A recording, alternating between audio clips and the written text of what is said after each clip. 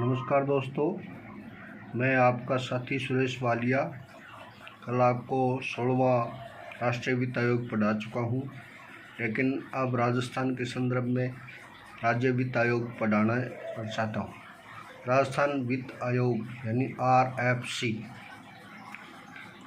राजस्थान में 73वें संविधान संशोधन जो कि पंचायती राज से संबंधित है और 74वां संविधान संशोधन 1992 जो कि नगर निकायों से संबंधित है। ये तो आप सब जानते ही है। प्रश्न ये उठता है कि राजस्थान में 73वां संविधान संशोधन अधिनियम है वो कब लागू हुआ, कमेंट बॉक्स में बताएं। और 74वां संविधान संशोधन अधिनियम 1992 राजस्थान में कब लागू हुआ, ये कमेंट बॉक्स में दोनों बताएं।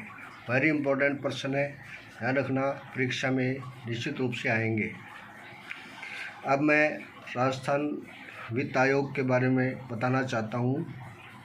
राजस्थान फाइनेंस कमीशन, राजस्थान में अब तक 6 वित्त आयोग पूरे हो चुके हैं, उनका काम पूरा हो चुका है और अगस्त 2025 में राजस्थान में 7वां वित्त आयोग का गठन भी सरकार ने कर दिया है और यह परीक्षा में डेफिनेट आएगा।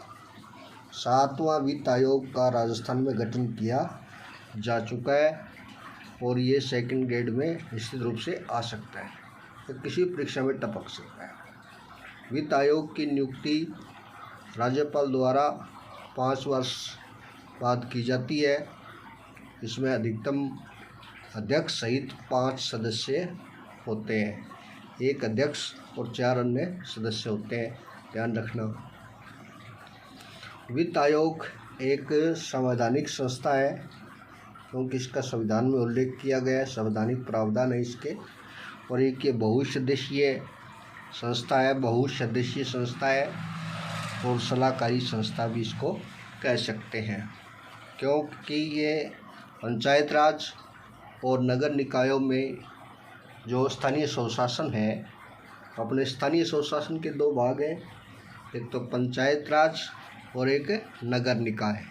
उन दोनों के लिए जो वित्त का विभाजन है, वित्त का अनुदान का जो वर्गीकरण है, वो इसी वित्त आयोग की अनुशंसा पर ही किया जाता है। मुख्य कार्य क्या है, ये ध्यान रखना कि राजस्थान वित्त या राज्य वित्त आयोग की अनुशंसा पर ही ग्रामीण यानी स्वशासन और नगरीय स्वशासन दोनों में उनमें वित्त का विभाजन किया जाता है। अनुदान का किस प्रकार से अनुदान करना है, किस प्रकार से इनको क्या करना है, ये सब जो ये राज्य वित्त आयोग के द्वारा ही निर्धारित किया जाता है और उसी के आधार पर सरकार, इसलिए इसको सलाहकारी संस्था भी कहा जाता है। बहुसदस्यीय इसलिए कहा जाता है क्योंकि ये 5 सदस्यीय है। ठीक है। संवैधानिक निकाय इसलिए कहा क्योंकि संविधान में इसका प्रावधान है। भाग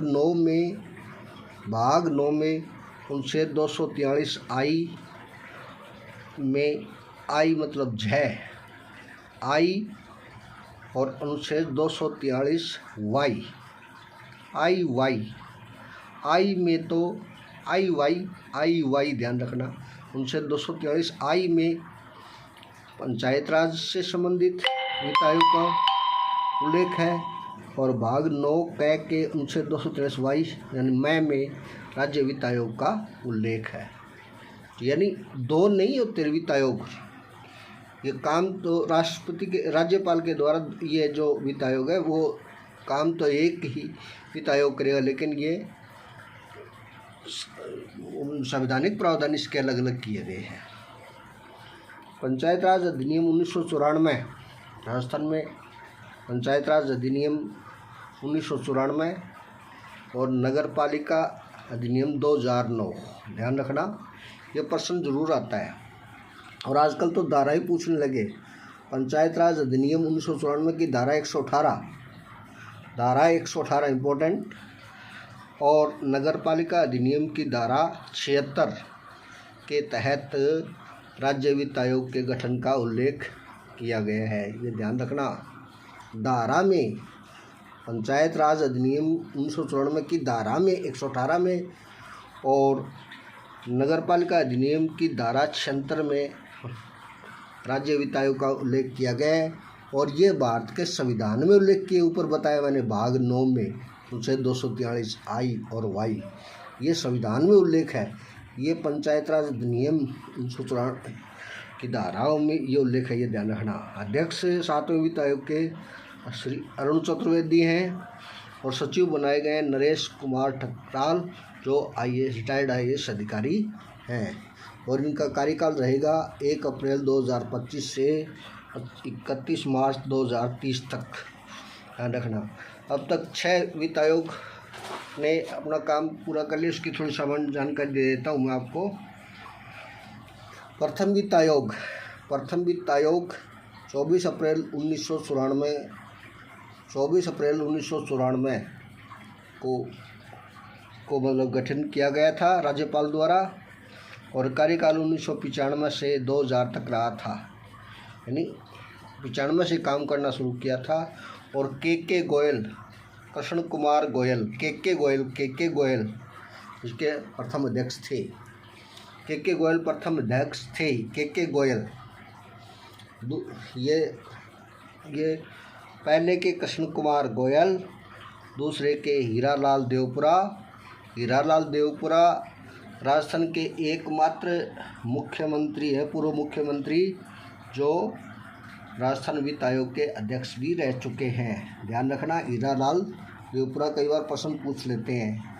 हीरालाल देवपुरा के राजस्थान का वह कौन सा मुख्यमंत्री है जो राजस्थान वित्त आयोग का अध्यक्ष भी रह चुके हैं? हीरालाल देवपुरा। प्रथम अध्यक्ष हैं कृष्ण कुमार गोयल, तीसरे अध्यक्ष हैं माणिक चंद सुराणा, चौथे अध्यक्ष हैं पूर्व शिक्षा मंत्री BD कल्ला, बुलाकीदास कल्ला और ज्योति किरण मात्र एक महिला अध्यक्ष हैं जो 5वें वित्त आयोग की थी, 5वें की। प्रद्युम्न सिंह छठा वित्त आयोग जो 2020 से लेकर 2025 तक काम किया, इसके अध्यक्ष थे प्रद्युम्न सिंह और इसके सदस्य थे अशोक लाहौटी और लक्ष्मण सिंह, ध्यान रखना इसके सदस्य भी थे, इसलिए पूछ सकते हैं। अशोक लाहौटी और लक्ष्मण सिंह, प्रद्युम्न सिंह अध्यक्ष थे। अरुण चतुर्वेदी 7वें वित्त आयोग के अध्यक्ष हैं जिसका कार्यकाल 2025 से 2030 तक रहेगा। ये मैं आपको बता चुका हूँ। धन्यवाद साथियों, ध्यान से पढ़ना और मेरे कमेंट बॉक्स में मेरे प्रश्नों के उत्तर भी दिया करो और सब्सक्राइब करो चैनल को।